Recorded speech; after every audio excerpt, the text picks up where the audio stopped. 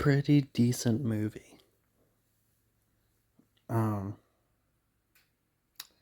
they have this weird thing with Ginny and Harry finally. I'm pretty sure it was referenced in the books like way earlier, like in the second or third book. I'm pretty sure they have that same scene in the movies too, but I watched those movies like a month ago.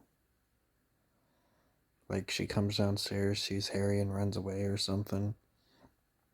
So they finally do something with that, even though Harry kinda had a thing with the weirdly named Cho Chang. That's definitely not a weird name to give one of your only person of color's characters, J.K. Rowling. Just like another one of them was Kingsley Shacklebolt, who was black. Anyways, he kisses her. Then she's never in the movie again. There's no resolution or anything. She's just never seen in the movie again. They do talk about the kiss with Hermione and Ron and talk about how it's kind of wrong.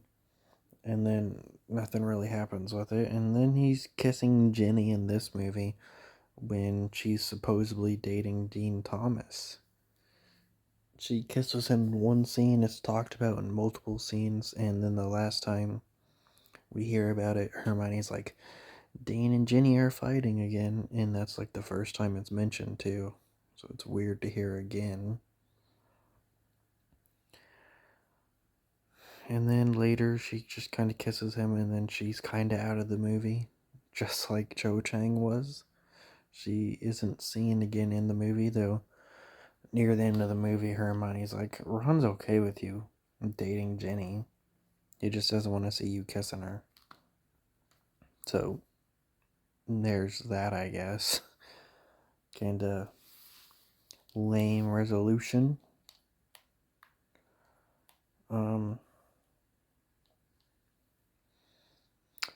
Snape betrays Dumbledore in this movie, which we all know what actually happens, which I'll talk more about when I watch those movies.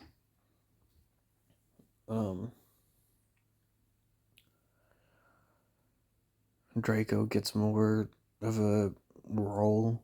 The last time he was heavily featured in these movies was probably the first one. Other ones he just kind of has bits and pieces in these 2 hour long movies. Like he probably had 3 or 4 scenes in the last movie, and one of them was getting yelled at by Harry when he said something rude to Harry, and Ron and Hermione had to hold him back. And then now Draco's supposed to be somewhat of a believable bad guy. Like, yeah, he's still the same dude, kind of scared, doesn't want to do this, but there's a scene where he beats the shit out of Harry. Like, I think he's the first person that's ever noticed Harry without with the invisibility cloak on. Besides Luna, but she has a thing to see him. And he shoots him with the wand and then stomps on his face. Like, jeez. But then throughout the movie, we see that he's just still the same kind of scared weakling. Draco we've seen before, like how over dramatic he was. And I think, yeah, it was the third one with that bird thing where he barely got a scratch and then he pretended like he was absolutely destroyed. Victor and Krabby have like a scene, which is surprising since they were used more than Draco in the last movie. They're just there laughing at Ron during a scene, and that's the only scene I remember them in, because this movie's going for a more dark and serious thing, and it focuses more on Harry and Dumbledore and Harry trying to find out more about Slughorn. And once he does find out the stuff he needs from Slughorn, I get there's not that much movie left, but he becomes completely irrelevant. Like, yep, I got everything we need from him. We're never gonna mention him again. We're never gonna see him again. Even though he was like the main focus of the movie. The one girl got recasted, Lavender Brown, who was a brown woman, is now an annoying white girl that run dates. That just is very boring. Neville has like a scene or two. He's mostly just a background character. He works for Slughorn as a waiter. Poor Neville. And then Seamus has one scene where he just kind of shows up and he's like, "Hey Ron, I bet like 20 gallons on you. You better win." And Dean Thomas actually doesn't have any lines. He just kisses Ginny and is also somewhat of a background character. Ginny, she has way more lines in this movie since they're trying to set up the love interest thing. Which is weird because, literally in the last movie she was just standing there doing nothing and had like no lines. Now here she is.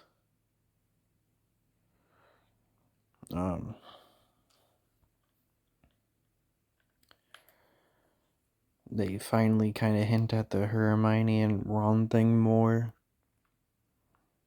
I really don't get why they needed to do that. But it happened.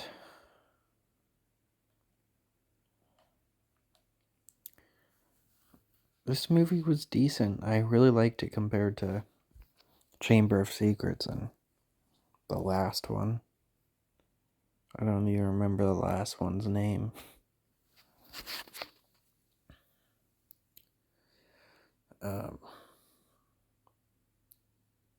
There isn't too many classes, unlike the other ones. Oh, that reminds me.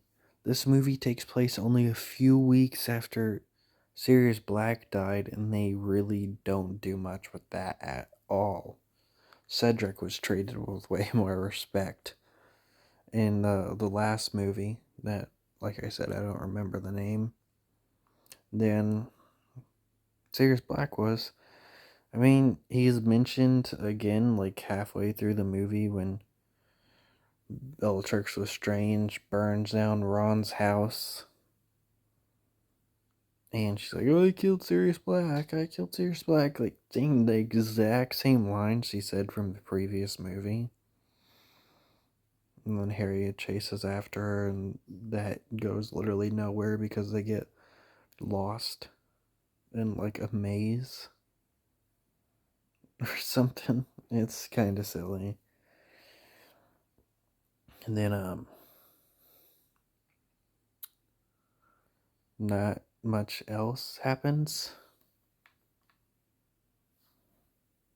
But that, anyway, like, it's treated like a big moment, but it's not mentioned ever again in this movie. Besides the scene, like, right after it. Which is just like a reoccurring thing in these Harry Potter movies. They do something that seems important, and then they mention it once after it happens, and then it's just not important anymore. It's weird. But yeah, I guess that's really about it.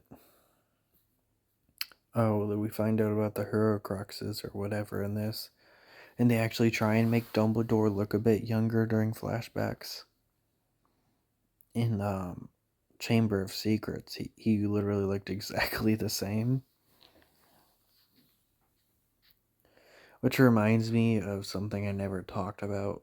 But in Saw, they did like flashbacks with Jigsaw because, he was dead or whatever. And they wanted to do some of his stuff from his past.